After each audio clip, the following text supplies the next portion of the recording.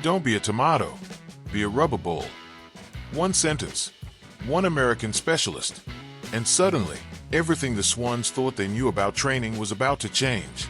G'day Swans fans. If you love the club like I do, hit that subscribe button, because what's happening at Moore Park right now is unlike anything we've seen in AFL before, and it could change the game forever.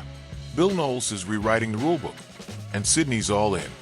The American reconditioning specialist who's worked with NFL superstars, NBA champions, and Olympic athletes has brought a training method to the Swans that sounds more like science fiction than sports science. We are not talking about running more laps. We are not talking about lifting heavier weights. We are talking about teaching AFL players to move like gymnasts, think like biomechanical engineers, and absorb impact like rubber balls instead of tomatoes. That's the metaphor Knowles uses. Don't be a tomato. Be a rubber ball. Simple, direct, brilliant. It means learning to absorb force and generate power more efficiently. It means understanding your body at a level most footy players never reach. It means transforming from someone who just plays the game to someone who's mastered the art of human movement. The boys are doing exercises borrowed from Olympic gymnastics and track and field. They are working muscles they didn't know existed. They are building body awareness that makes them smarter, more resilient, more dangerous on the field. And it's not just about performance. It's about longevity. It's about staying healthy when the season grinds on. It's about being available when it matters most. But to understand how we got here, we need to go back. Bill Knowles isn't some trendy fitness guru who showed up with a YouTube channel and a protein powder sponsorship. This bloke has over 30 years of experience at the absolute elite level of sport. NFL, NBA, Olympic Games. He's worked with the best athletes on the planet. And his specialty, taking broken bodies and rebuilding them, taking elite performers and making them even better. His reputation in rehab circles is legendary. He can watch an athlete move for 3 seconds and identify exactly what needs to be fixed. Not with charts, not with spreadsheets, just pure expertise and decades of pattern recognition. One of the Swans players described it perfectly. He simply knows. He watches you for 3 seconds and identifies exactly what needs to be corrected. That's not coaching. That's mastery. So when Sydney decided to bring him in, they weren't just hiring another strength and conditioning coach. They were imparting a completely different philosophy of athletic development. The program Knowles introduced looks nothing like traditional AFL training. Forget endless running drills. Forget standard gym work. This is biomechanics meets neuroscience meets gymnastics. The boys are doing exercises that would look more at home in a Cirque du Soleil warm-up than on a footy field. Incline towers, body triangles, stability work that targets feet, ankles, and hips with surgical precision. And here's what makes it fascinating. It's as much mental as physical. The players describe the sessions as brain-burning. You're balancing on one leg, but there are dozens of muscles firing simultaneously that you've never consciously controlled before. The concentration required is intense. You think you're just balancing, but there are dozens of muscles working at the same time. One player said, "The focus is so intense that the training burns your brain before it burns your body." That's body awareness at an elite level. That's teaching players to understand how they move, why they move that way, and how to move better. Knowles' philosophy is deceptively simple. Can you enter and exit the positions your sport demands with precision, style, and grace? If not, that's what we need to train. Precision, style, grace. Those aren't words you typically hear in AFL training. But that's exactly the point. Here's where everything changes. Traditional AFL training focuses on running faster, getting stronger, building endurance. All important, all necessary. But Knowles is asking a different question. What if we taught players to move better first? What if instead of just building bigger muscles, we built smarter bodies? Bodies that understand how to absorb impact. Bodies that can generate explosive power without breaking down.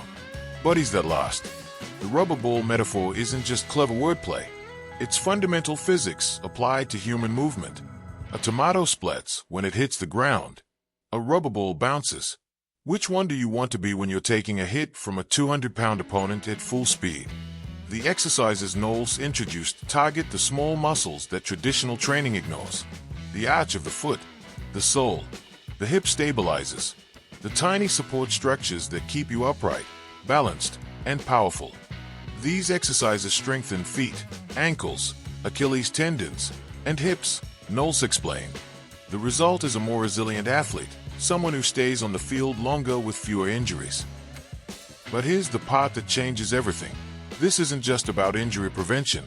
It's about unlocking performance potential that players didn't know they had. When you move with better mechanics, you generate more power with less effort.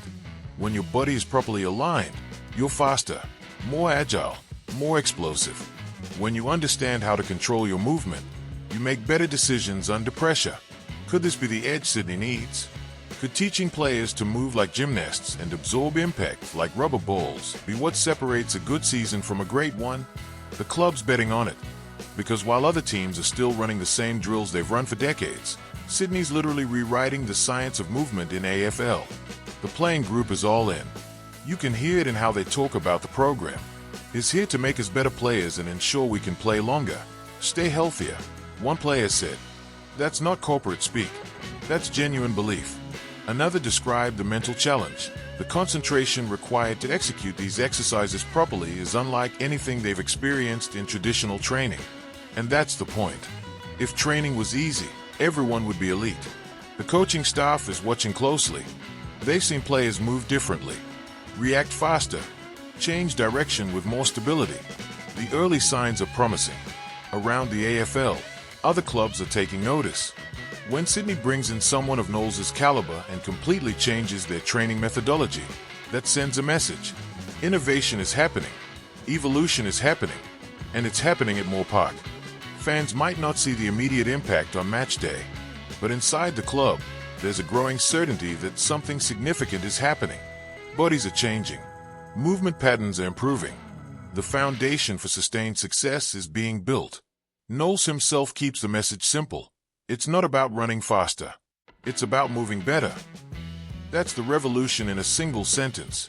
This reminds me of when Geelong revolutionized their training methods years ago, and suddenly their older players were staying competitive longer than anyone expected.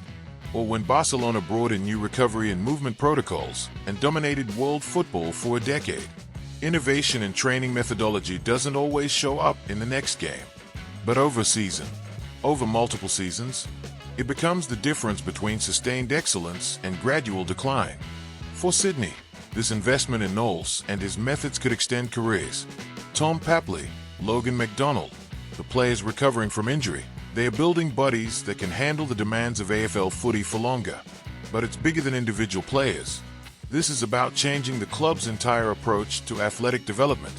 It's about creating a system where every player who comes through understands how to move properly, how to protect the body, how to generate power efficiently. The consequences could reshape how AFL clubs think about preparation.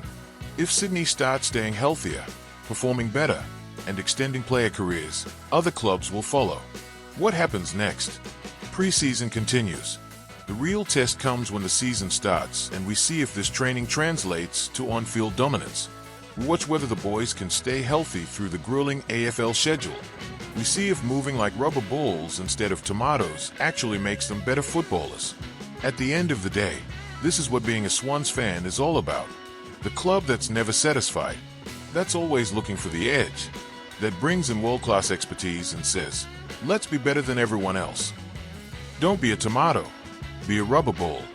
It's a simple metaphor, but it might just be the philosophy that defines Sydney's next era. Let me know in the comments if you think this training revolution will give us the edge in 2026. Hit like if you're backing the boys to bounce back stronger than ever, and I'll see you in the next one. Up the Bloods!